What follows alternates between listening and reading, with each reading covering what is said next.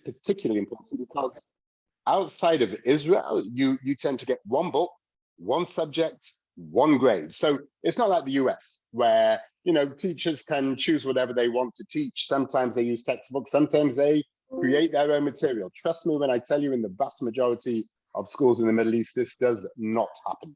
It comes from the top in textbooks with the picture of the ruler, and it is very clear what it is that the ruler wants to teach. And, this can go either way, frankly. This can be for good or for bad. And so, let's have a look at Saudi Arabia. I thought your introduction, sir, was absolutely right. And it is a great place to start. It is timely because of current events, but it is also timely because I think Saudi Arabia is an interesting example of why nation states want to change their textbooks. And it's a little bit like the light bulb. It has to want to change itself.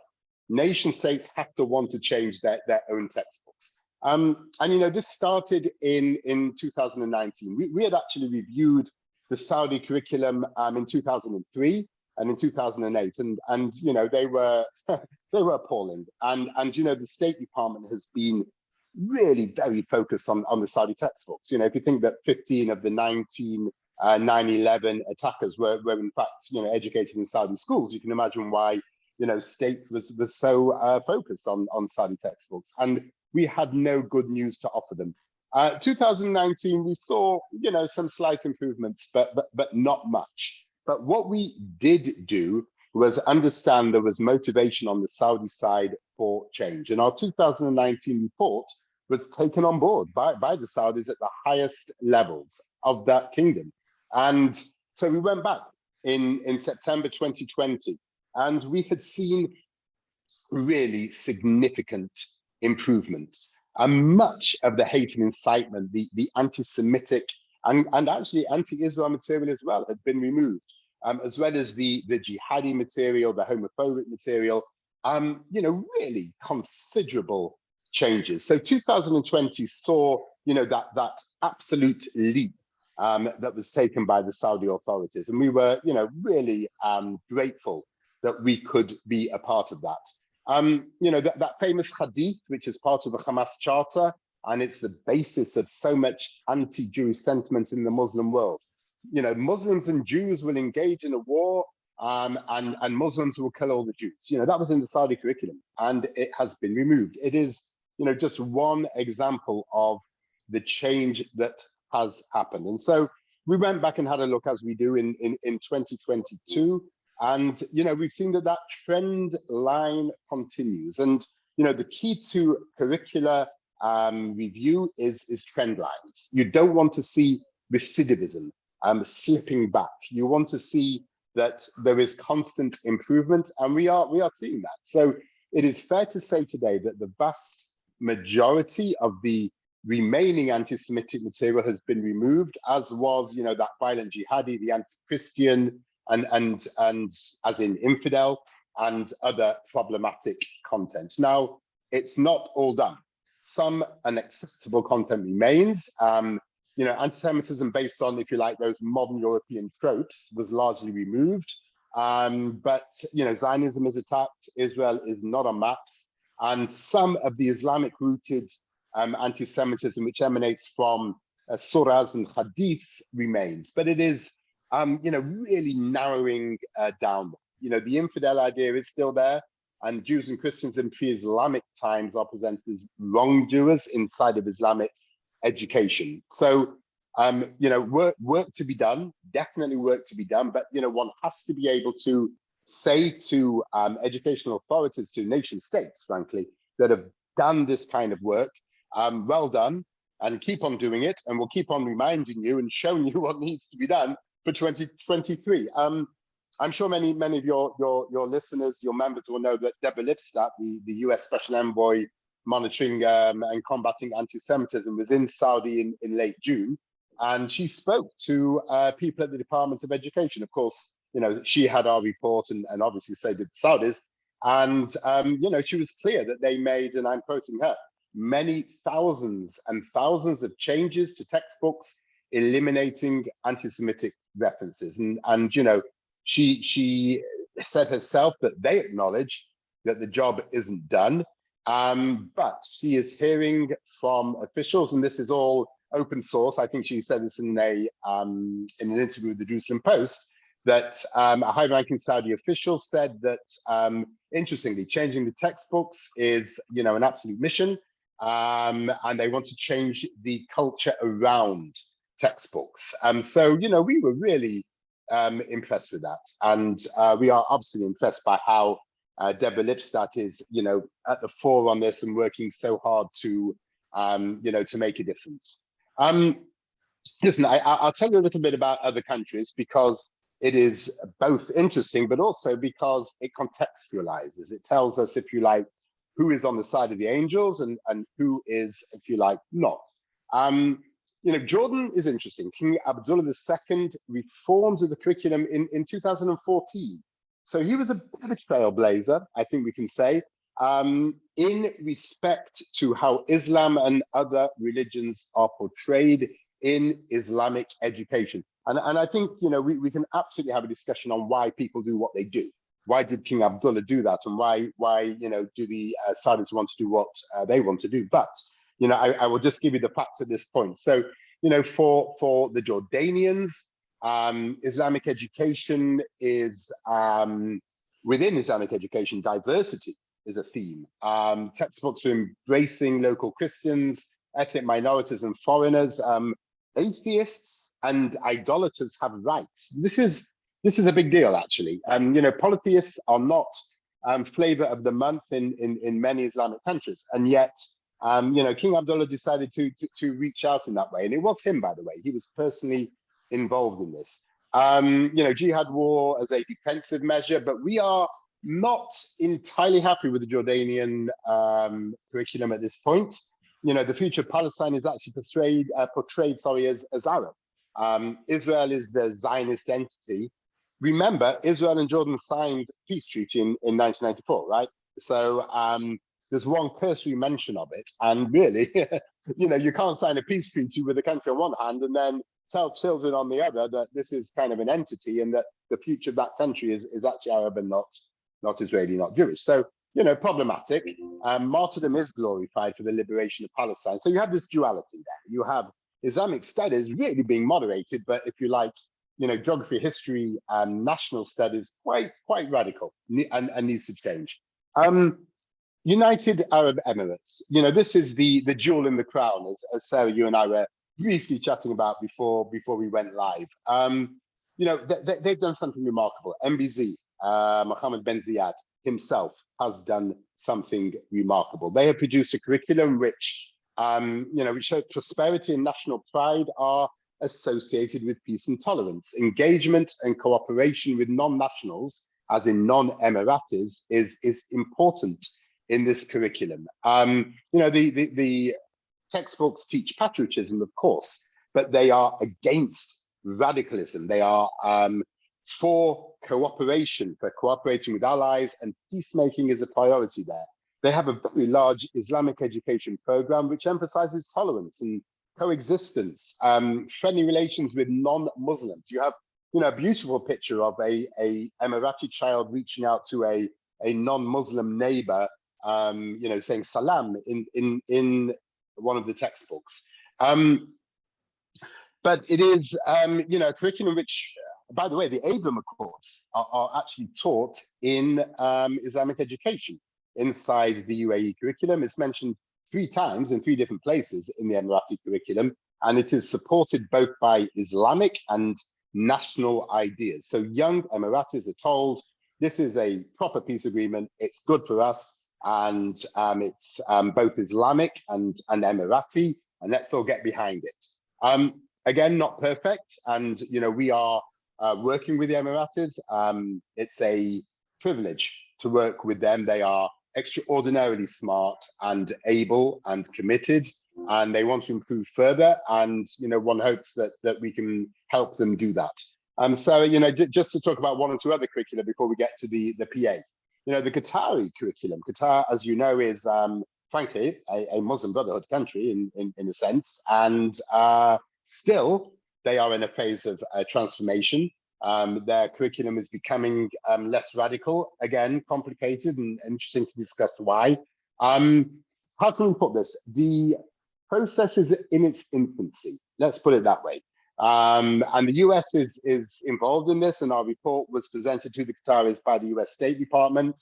And, you know, sometimes countries need a bit of a push and a shove from allies, and that is clearly what is happening. But the end result is that anti-Semitic tropes, messages supporting violence have been removed. We're actually releasing our new report tomorrow, so breaking news. We will find a little bit more improvement there, but still, you know, much more to do. I think that's the big picture there. You know, so there are other countries where we anecdotally know there is improvement, and by the end of the year we will know more. That you know, Morocco is an example, Egypt is an example, and you know, we're doing major reports, and we'll know a lot more about those two very important countries by you know the end of 2022. But you know, I would be disingenuous if I led you to believe that it is all rosy with MENA textbooks, because it is not. You know, the Iranian textbooks, you will not be surprised. They demonize Jews, they glorify terror. Iranian youth are raised to follow in the footsteps of hundreds of thousands of children who were killed or made invalid during, you know, Iran's tumultuous history in the Iran-Iraq war, obviously. The idea of Iranian hegemony over the world is really embedded in the curriculum. There's a culture of militarism, of jihad, blind obedience to the Ayatollah, and child martyrdom. So, you know, and frankly, paranoia, a real hostility and paranoia towards followers, what we call a Manchean division of the world, good and evil. And it's pretty clear who is good and who is evil in this. So, you know, really an extreme curriculum. There was only one worse, by the way. That is the Houthi, which are, you know, of course, the Yemeni radicals. They're just Jew obsessed. There is no other way of putting it. You know, even their slogan goes on about Jews, cursing the Jews, you know, so it's, you know, anti-American, anti-Israeli, and curse the Jews. It's a fixation, and you see this throughout all of their material. If you think about it, you know, there are what, to the best of my knowledge, 7 Jews left in Yemen out of an original 50,000, and yet they still obsess about Jews. It's the ultimate proof that, was it Lucy Davidovich, Holocaust historian, who used to say, you know, the absence of Jews does not prevent anti-Semitism. On the contrary, it actually spurs it on. And there you go. And so, you know, their magazines are just bloodthirsty, full of violence, pictures of dead children. I don't want to go into too graphic detail, but really, you know, utterly shocking. Syrian textbooks are quite bizarre. Brand new, they barely talk about the civil war, narrow-minded, authoritarian, but, you know, very much focused on the idea of the Arab homeland. And so, you know, Syrian nationalism is, if you like, takes a back seat to an idea of this Syria, Jordan, you know, PA, Israel, Lebanon, I don't think I've left anything out, Arab homeland. And you know, so it's a pan-Arab Ba'athist ideology. They are the last of the great Ba'athists, essentially. And they don't like Israel, not a little bit, obviously. Nor Jews, by the way. The only literary reference that we found to, you know, English literature was Shylock. That is the only character that they could dredge up. You know, Turkey, by the way, Turkey's disappointing. It got radical over the last 2 or 3 years. Jihad war has been introduced. Political Islam, ethno-nationalist religious vision of neo-Ottomanism and pan-Turkism. What can I tell you? Let's hope that Erdogan, you know, is stepping back into reality, and let's hope he steps back into reality with his curriculum as well. Ideas there, Turkish world domination. I mean, you know, that's just not acceptable in 2022. And, you know, an ideal world order, you know, that phrase is frankly quite scary. And so I'm very anti-American, by the way. They are simpatico for the motivations of ISIS and Al-Qaeda, blaming the Americans for the development of both these organizations. And, you know, I'd have to remind people, US and Turkey are NATO allies. And so we have something of a dissonance here. And, you know, Christian and Jews, by the way, used to be people of the book, which is okay. Now they're infidels, which is frankly not okay. So recidivism, moving back. And, it's verging on anti-Semitic messaging. I will say in their favor, one has to be fair. They do show respect for Jewish civilization, for the Hebrew language, and it is the only curriculum in the region so far that mentions the Shoah. And so that's, to us interesting, and we always try and show the positives. So, I'm just going to go through the Palestinian curriculum. I don't want to hog too much time, and I want time for questions. So, I think people on the call know they were reformed in 2016, but that reform is obviously not a positive one. Peace in this curriculum is not presented as preferred. It's not even possible. Peace agreements and proposals, which actually were in some PA curricula in past years between 2000 and 2016, totally removed. And what is in its place is, first of all, anti-Semitic canons. Jews are corrupt. They are doomed to annihilation. They control finance, the media, politics. This is ideas that Palestinian children, 1.3 million, are studying every single day in PA and UNRWA, and we'll get to that, schoolrooms. Jews are the enemies of Islam, which is, an idea which you see throughout the Muslim world. They're sinful liars. They are fraudsters. Anti-Semites are heroes. The science and math is used to radicalize children. The idea of, Newton's second law is used to radicalize children. Counting martyrs, which are essentially terrorists, is used as an exercise for very young children. The Munich massacre is endorsed on one of their websites. Arabic language is taught through violent, gruesome stories promoting suicide bombings. I quote, cutting the nets of enemy soldiers. Reading exercises use language to radicalize, essentially. The word shahid, which is martyr, is used to teach the letter ha, as is hujum, attack, and harab, or run away. Jihad is an obligation. And this idea always astounds me, that dying is preferable to living. I think of my children, I think of any children being taught that dying is preferable to living. And so, the international community is well aware of the Palestinian curriculum, and, many have and do act on it. UNRWA, very briefly, and I will finish with this. I think there's two important things we need to know about UNRWA, a UN organization. And as you quite rightly say, Sarah, the US has just given 200 million. By the way, that is in addition to, if I'm not mistaken, the 400 million which went before. This is an enormous amount of money. And, UNRWA claims that it upholds its own UN and UNESCO standards of peace and tolerance. First of all, they teach the Palestinian curriculum in its schools. They teach it unedited, unchanged. There was an article in Foreign Policy just a few months ago showing exactly that this is the case.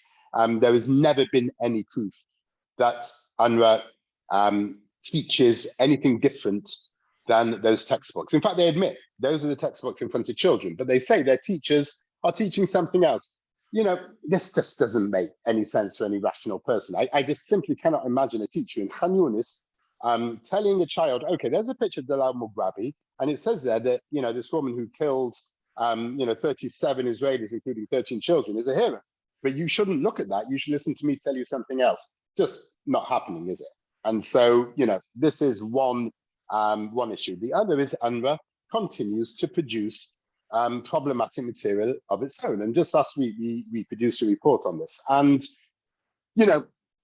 what is UNRWA? I think this is a central question. We have 30,000 employees. The biggest place where they are employed is in Gaza and then in the West Bank. And there they are producing their own school materials. And we got hold of those materials, and it is really problematic. There are, first of all, clearly Israel is not part of this at all, but, Israelis are demonized. There are, children are referred to the curriculum where anti-Semitism exists. They're told that killing, this statement again sticks in one's mind.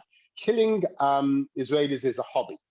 That idea is just, utterly appalling, shocking.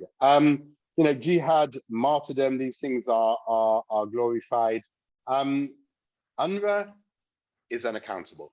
And I think, I say that with sadness. I say that after all this time, trying to, see how one can get to the bottom of this problem. And this problem is, at this moment, not being solved. There are supervisors, teachers in Gaza, as our report just shows, who are producing themselves extraordinarily problematic, hateful material. That material is being distributed to UNRWA students in UNRWA schools, and UNRWA is abrogating responsibility. They're saying, well, this is not actually official UNRWA material, therefore it doesn't exist. So, look at our website, and our website will tell you, we'll have all the good material. So it's kind of look over here, not over there. But over here, there isn't anything to look at. It's all happening over there. And so, the idea that there is no accountability to UNRWA's operations, again, I say it with sadness, but that is the absolute truth. And so, I will stop there because I've had too much time, and happy to listen to what others have to say. Okay, I'd just like to use the moderator's prerogative and ask one or two questions before we turn this over to Hussein.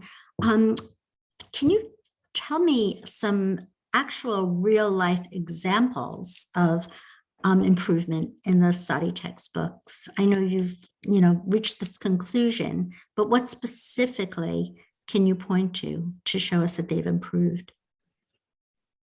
So, very, very good question. So I think, generally if you want to look at a trend line, the trend line is that bit by bit, anti-Semitic content is removed. I'll give you an example, which is what you asked for.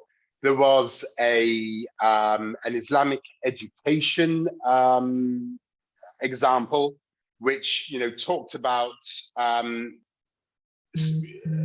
Israelites. So obviously this is this is from history. They went fishing on the Sabbath, but they were turned into monkeys because they did it in front of God on the Sabbath. And this idea, that Jews are monkeys, is an idea which which, if you like, proliferated throughout Saudi Arabia, and as used by others, it proliferated around the world. So an example of something which has been removed, that Jews are disobedient.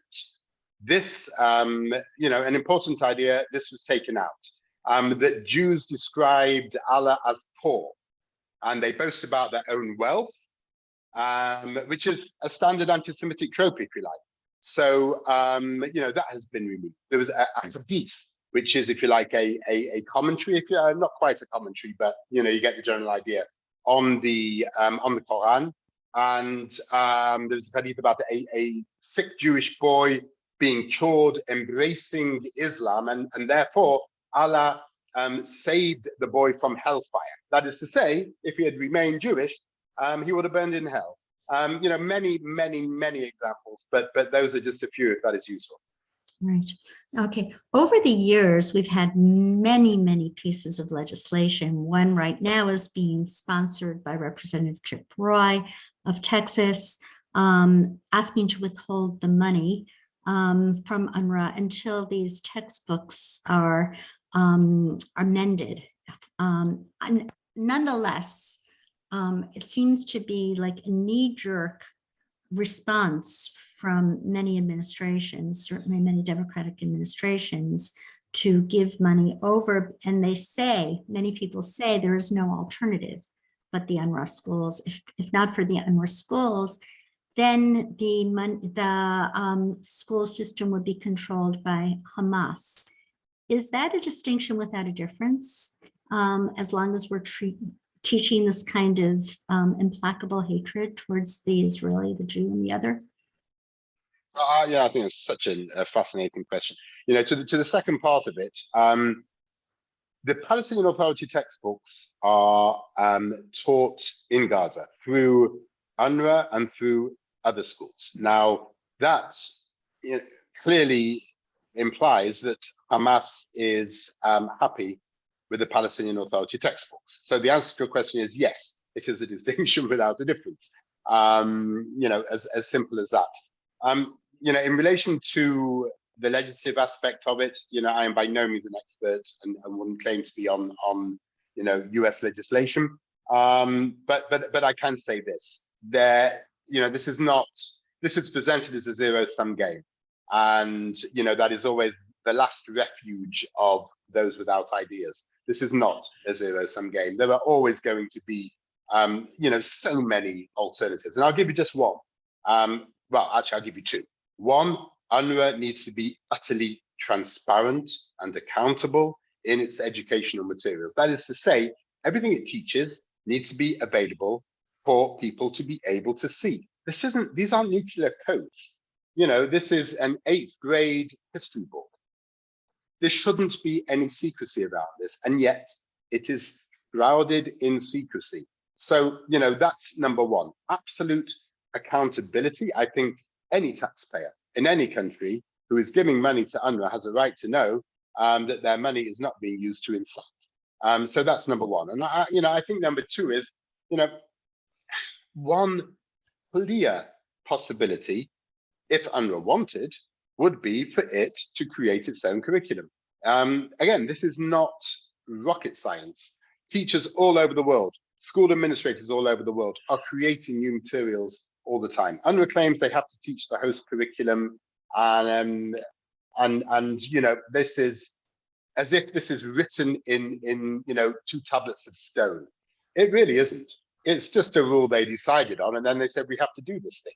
And so I could give you so many options, so many alternatives, but I will just say this thing: it is not binary. It is not either this thing happens or chaos ensues and the Palestinian authorities disappear in a puff of smoke. This is just a nonsense. Great, excellent. And now it is my supreme honor to hand the podium over to my wonderful colleague Hussein Abu Bakr Mansour, who unfortunately had his own experiences with the Egyptian curriculum growing up. Hussein. Thank you very much, Sarah, and thank you very much, Marx, for such a wonderful, timely presentation about what I consider was one of the most important issues when it comes to Arab-Israeli or Arab-Jewish relations. And I want to thank all our audiences who've been listening to us and who sent us many questions. I'm going to start actually with a question that might not be entirely related to this, but nevertheless, it was one of the first questions we received it. Recently, there was a controversy about a visit from an Israeli journalist, Gil Tamari, who snuck into Mecca, and that created some outrage on Arab social media. Is this going to create any anti-Semitic flashback or cause any derailment of normalization efforts at all, in your opinion?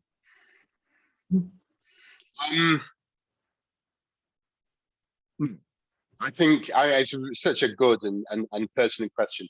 No, I don't think it is. I think smart people understand that journalists act on their own, that they are driven by scoops rather than by nation states behind them. I think there's a bigger issue here of a kind of a very problematic competition between 2 Israeli media networks, Channel 12 and Channel 13. I don't want to get too much into the weeds, but they seem to want to outscoop each other, sometimes going over the borders of what might be considered to be smart or good taste or even a good story. And so, I think, that is certainly, part of the context of this. But no, I think that, people have their eye on the prize in the Gulf. I think that people absolutely understand that the relationship between Israel and themselves and the possibilities of what can be achieved is, far supersedes whatever Tamari did or didn't do, or why he did it, or whether he is sorry or not, and what actually was newsworthy about that story in the first place. If I may, just on that subject, there has just been a commission of inquiry about Israel, where Israel is being labeled from the the United Nations Human Rights Council, where Israel is being labeled and has been labeled time and time again as an apartheid state.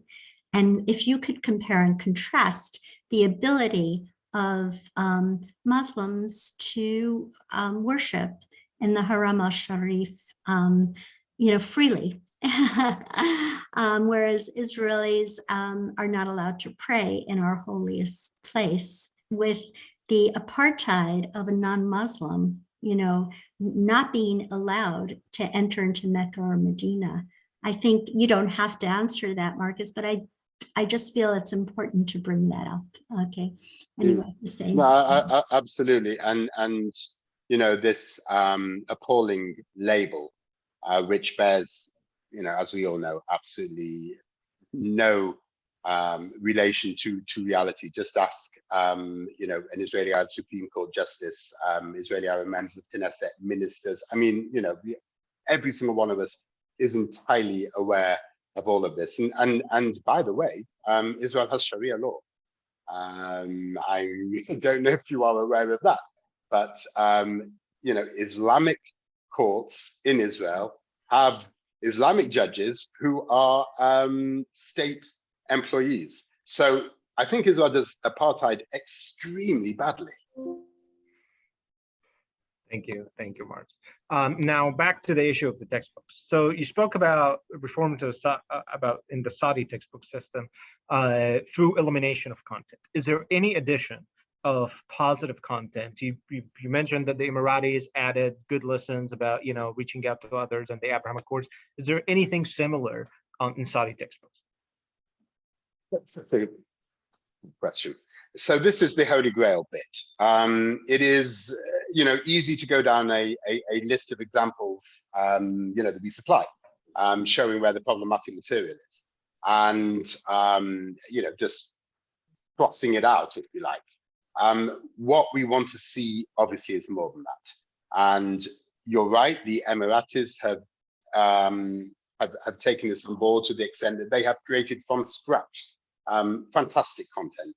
And so it is curriculum content development that we really want to see much more in Saudi, and that is exactly what our recommendation was for saying. So you hit the nail on the head.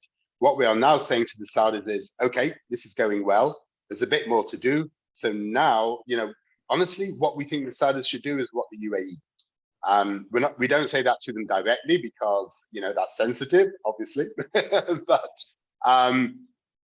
what we are saying is, a quilt curriculum is not the answer here, where you see problematic material, where you might change a line or a word or take out a hadith. It needs to start from scratch in the creation of a peace and tolerance curriculum. And that's a big piece of work. It takes very dedicated people like the fantastic people we're working with in Abu Dhabi. But it's not beyond the abilities of Saudi Arabia, a very advanced, smart country. They can do this thing. It's just a matter of getting around to do it. So that's the point here. We could, they are introducing some new material. Particularly, they introduced an interesting piece of critical thinking, which is important. There needs to be a lot more critical thinking material in the region. But honestly, I think once a lot of the bad stuff has been taken out, I think the Saudis, or all of the bad stuff has been taken out, I think the Saudis need to then go back to the beginning and do what MBZ Mohammed bin Zayed made his people do in 2016, and create a peace and tolerance curriculum from scratch, because that is easier and smarter and more holistic than trying to, do this patchwork quilt effort. Thank you. For our audience, I just came back from Abu Dhabi recently, and it's really hard to overstate the centrality of tolerance to the current national project of the UAE, to their national image. I turn on the radio, turn on the TV in Arabic. That's what everybody's talking about: tolerance, tolerance, tolerance. Another question that we have you had the chance to speak with students themselves? What do they say? What do they believe about the things that are being taught? So, not really within our remit, but, so many others have, not just journalists, but, anecdotally, so many Israelis come back from the UAE and they have had conversations, and, they are quite amazed in the UAE by how, tolerant attitudes, which we know are from the textbooks, are shot back at them, which is, by the way, an exact reversal of what goes on in the PA, where you hear children mouthing the hate which is in the textbooks. And Israeli television, which we all here watch assiduously, is full of interviews with children, saying lines, and we can tell you exactly which page of which textbook this is from. When they say they want to die as martyrs, and when they say death is a privilege, and when they say Jews are liars and fraudsters, and when they say all of this, we can point to the pages. And so we don't need to do that. There is a great deal of evidence out there, which all of us who first of all, we all were children. Second of all of us who have children and remember those school days, or our children still at school, will know how children are sponges, how they absorb information. Now, they might not always necessarily agree. In the Middle East, they're much more likely, however, to parrot that information, because generally these aren't critical thinking environments, and if they are, they're pointed in a very definite direction. So, children, are very, very much influenced by that teaching, and it happens very fast. That change in the UAE, think about it. The new curriculum came in 2016. Here we are, 2022, and we see a people who are, entirely open to the other, embracing of the other, embracing of the foreigner, embracing of those of other religions, while maintaining their own and maintaining their conservative lifestyles. And so this can happen really fast. We think of this as a generational change. It's not. Or if it is, these are generations of 5-6 years, no more than that, school generations. And so, this change can happen very fast, and we are hearing it from children, yes. Thank you. We've received a couple of questions expressing, healthy skepticism, after all what's been going on throughout the last century. Should we trust this optimism that's being communicated publicly? Is the change for real, or is the reality that Saudi Arabia is just driven by some political self-interest agenda that may not lead to a conclusive positive result at the end?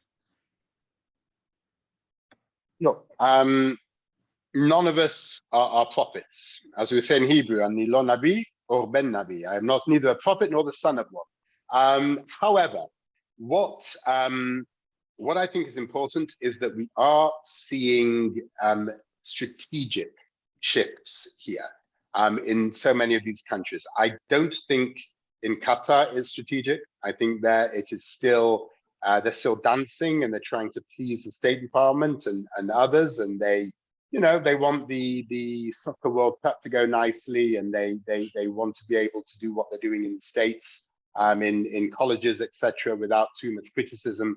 So they're dancing a little bit, but the Saudis are not.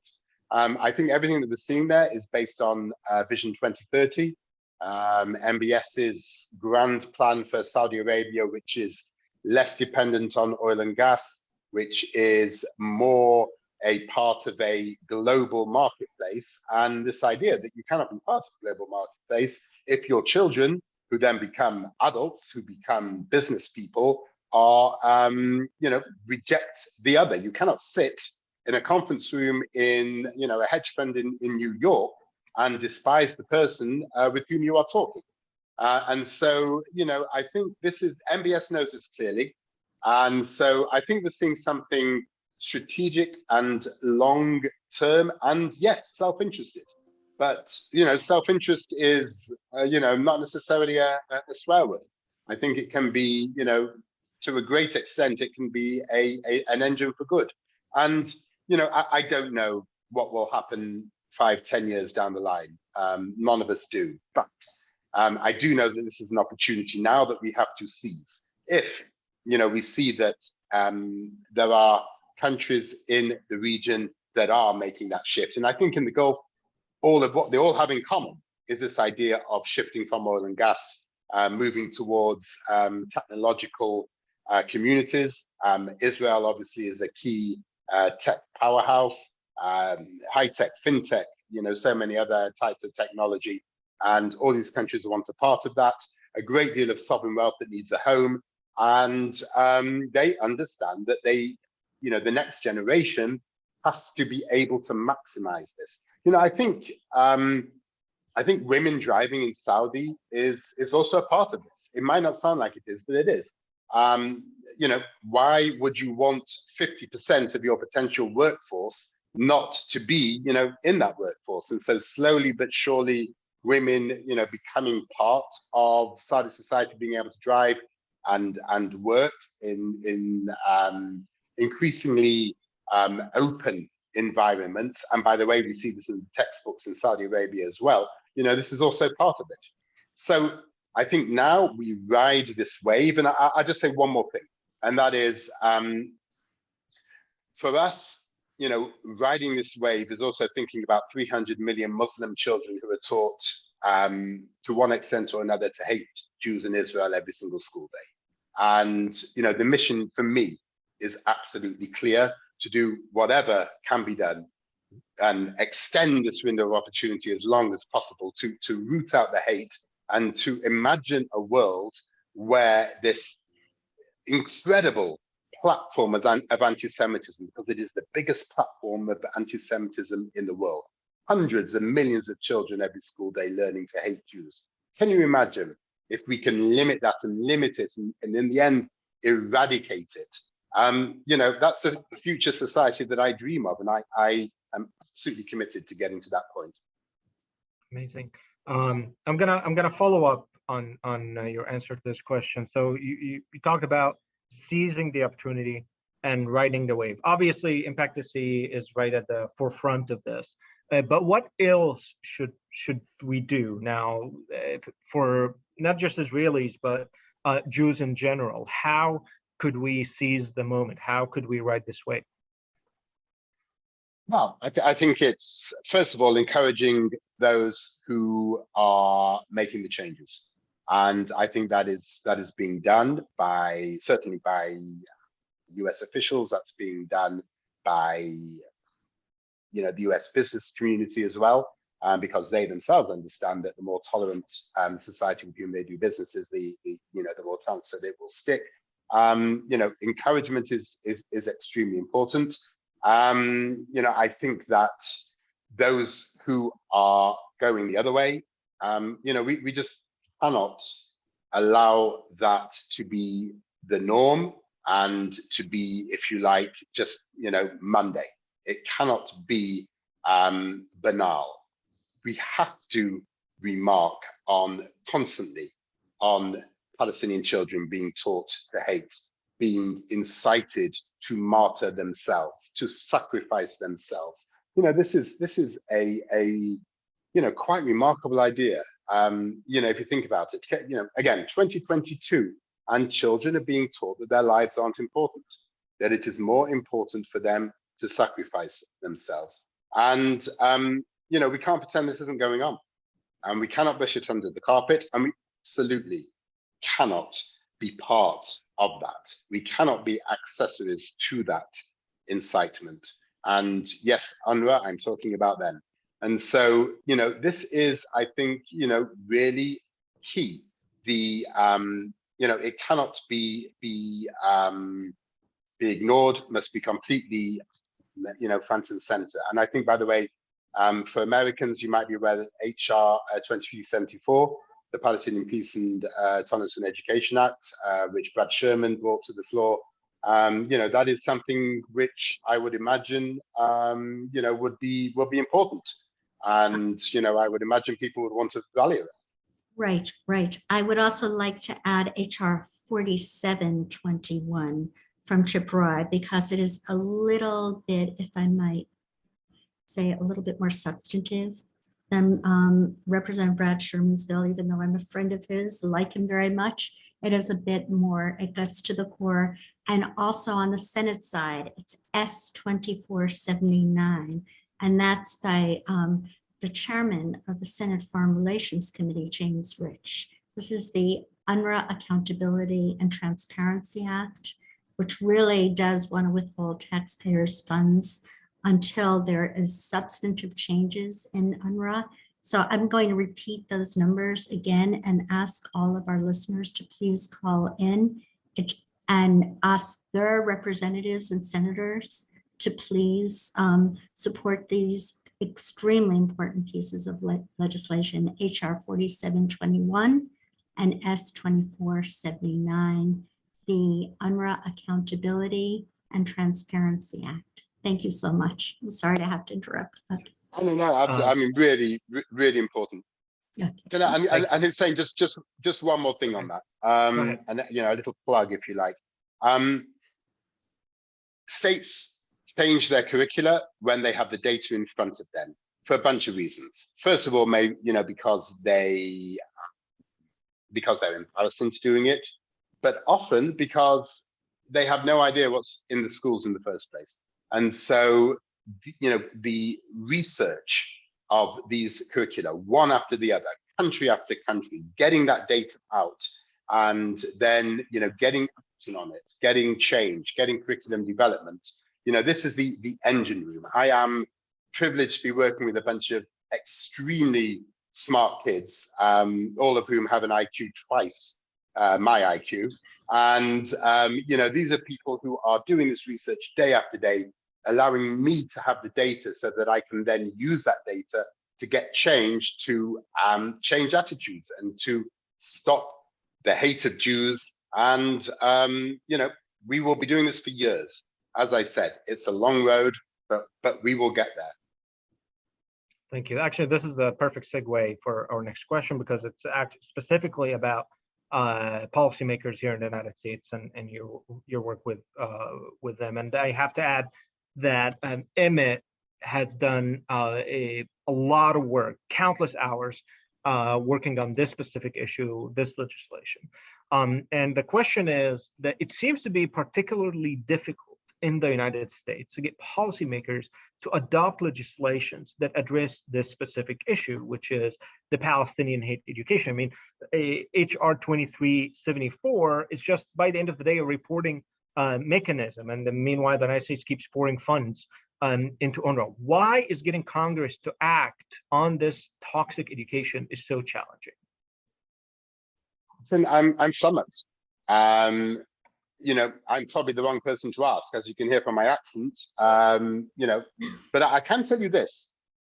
The European Parliament has condemned both the Palestinian Authority and UNRWA 4 separate times in 4 separate motions because of the hate that they teach. Norway froze funds. The UK has withdrawn all funds to the PA and halved its funds to UNRWA. They're not saying explicitly it's about textbooks, but we know what we know. And so, all around Europe, this issue is taken incredibly seriously. And it's not it's a bipartisan, or what they would say in Europe, a cross-party issue. It comes from the center left to the center right, with the center in the middle of it.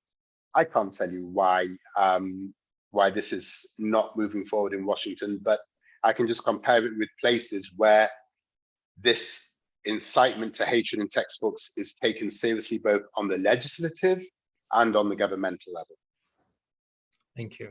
I think given the limited amount of time, I'm going to ask the last question. I want to apologize to all our audiences that I didn't get to their question. And this question that in front of us, I think it's on the heads on on the mind of a lot of our viewers. It says, at the risk of sounding naive, is there any backlash among Palestinian parents to have their children brainwashed to be martyrs? The question is, now that we're hearing this, you have all of this content of hate, martyrdom, go die for Palestine. How do parents simply accept that this is the education of their children? Such a good question. Okay, so first of all, the Palestinian Authority is an authoritarian authority, and Hamas even more so, although not much to choose between them. Both authoritarian regimes that torture, that arrest people who are anti those authorities, and civil society as we know it is extraordinarily limited to that which is acceptable.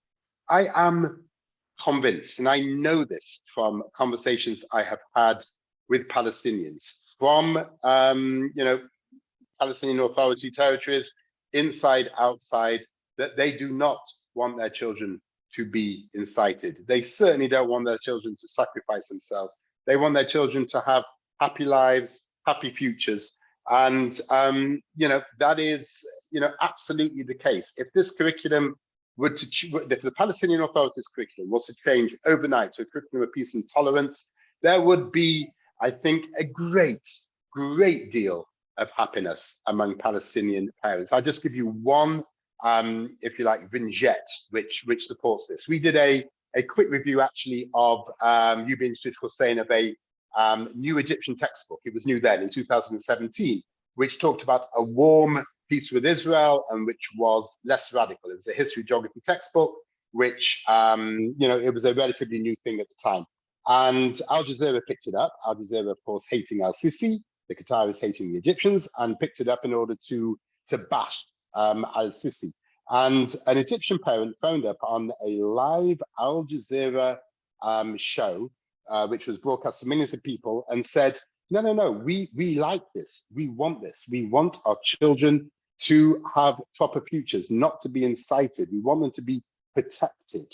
And so this actually works for us. This was on not what the Al Jazeera broadcasters had in mind. I think this is a prevalent attitude among so many parents in the region. In fact, I'm banking on it. Okay, Hussein, I think you're on mute. Oh, sorry. Well, thank you very much, Marx, again, and thank you very much for all our viewers. And I want to apologize again for not being able to get to all the questions we have. Thank you so much, Marcus. This was incredibly educational and informative.